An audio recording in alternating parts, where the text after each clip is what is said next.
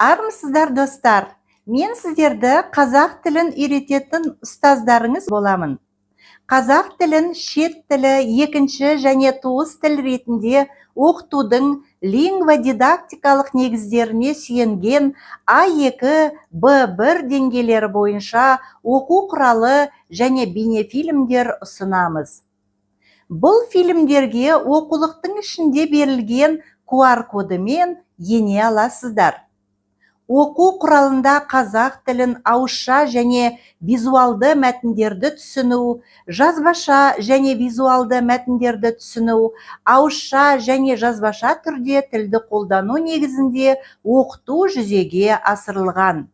Оқу құралы танысу, тарихи қала Түркістан, қазақ отбасындағы тіршілік, университет, қазақ дастарханы, демалыс күндері, демография, табиғат тамашасы атты лексикалық және грамматикалық тақырыптарды қамтиды. Әр сабақтың тақырыбына орай белгілі бір көркем шығарма оқуға алынған, яғни тіл үйренушілер қазақ тілін меңгерумен қатар қазақ әдебиетінің жауһар шығармаларымен де танысып, игеруге талпыныс жасайды.